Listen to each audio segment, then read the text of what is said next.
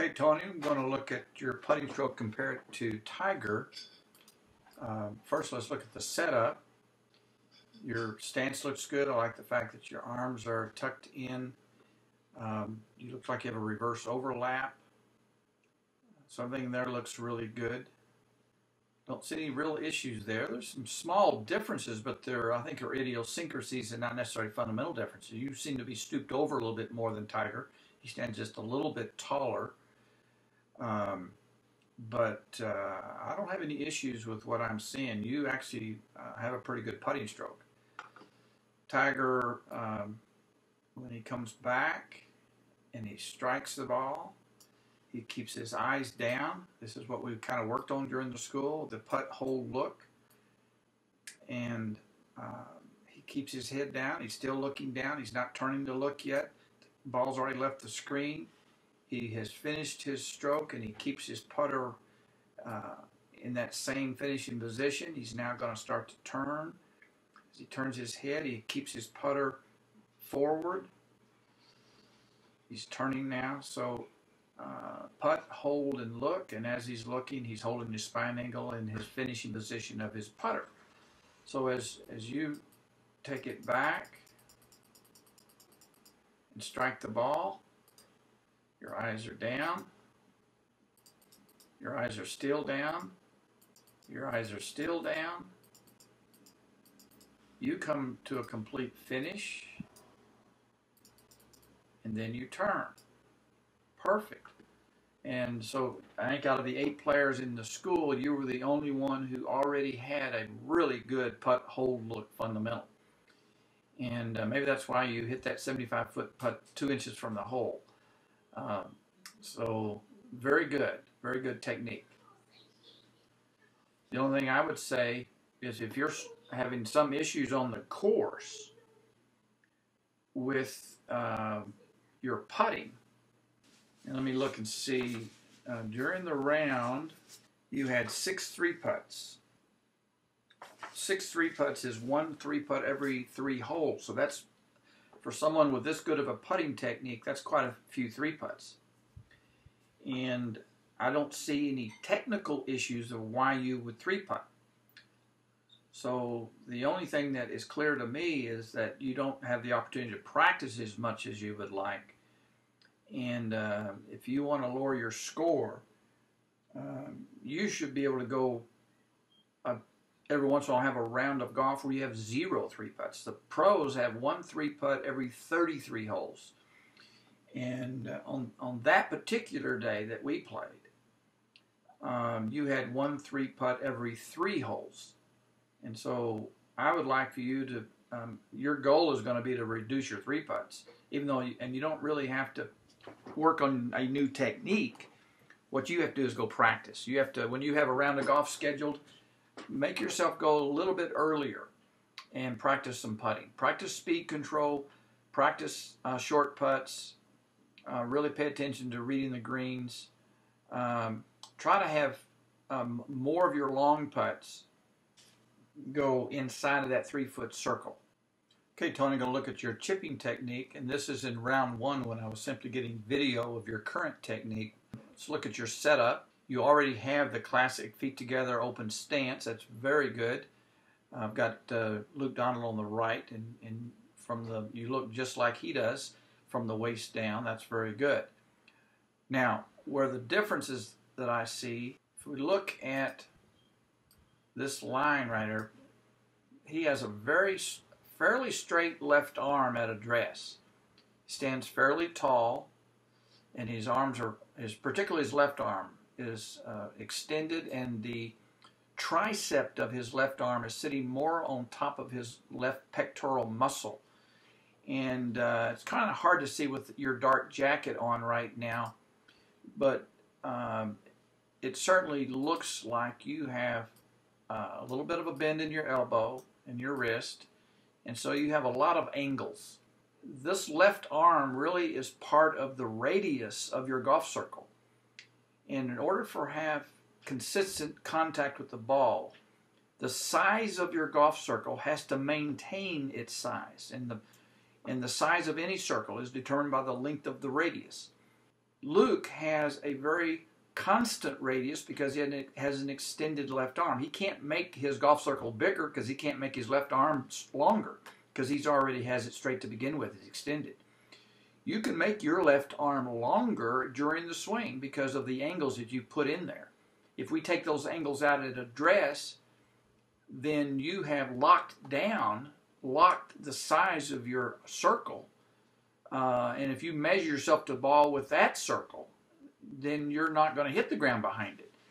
But if you set up and measure yourself with a small circle, short radius small circle, and then as you swing and move the club away, that radius gets slightly longer, you're now trying to hit the ball with a big circle.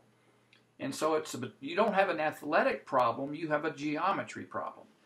And we need to fix the geometry, and it starts with the setup. The other thing that I'm noticing, it's hard to notice just from this camera view, but when you were hitting, it appeared that you were not choking down on the club. And I need you to choke down a little bit more. And this, I mentioned in your putting stroke that you had a tendency to stoop over quite a bit, and I thought that might be an idiosyncrasy.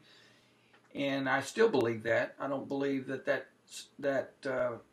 being that bent over with your putting affects your ability to have good performance in putting. But I do think when it comes to chipping, I would like you to stand taller. I want you to get all the slack out of your body. Get the slack out of your arms and your chest, and just lift your chest up higher. And that'll go a long way to coming into the ball a little bit cleaner, because you're going to control the depth of your arc through impact. You're going to control the low point position. And so as you come back, let me see if I can tell how. Yeah, you really don't look like you're choking up much here. Now your method of moving is fine, and on this particular shot you hit a little bit behind the ball, but some of the earlier shots on this during this round one, you hit quite a bit behind the ball. So something allowed that club to reach its low point before you get to the ball. Now as Luke moves here, he actually lifts up. You can see how he lifts up. He stands tall as he comes through. His head actually comes up. He's taller. In putting, we hold our spine angle, but in chipping, we actually want to lift up and come up. But he keeps that, through impact, he keeps that left arm very straight right there. So the center of his circle is more in the left shoulder and around the sternum area of his swing. You can see that right knee kind of pressing toward the target. And you can really see how that left arm is bent there. So there's some things I want to show you in the chipping technique that this is one of your real weaknesses and causes of some high scores, I suspect. But because of my knowledge of how good your putting stroke is, that tells me you have the athleticism and sensory feel in your hands to also be have a very good short game once you know the correct mechanics. And you're going to capture the correct mechanics very quickly. It's within easy reach for you, and the light bulb will come on very quickly once we get a chance to work on your short game technique. We're going to compare your setup in round one versus round two. In round one, on the left, was before we made any adjustments in the fundamentals. And let me put a box from the center of your ankles to the top of your head on both pictures here.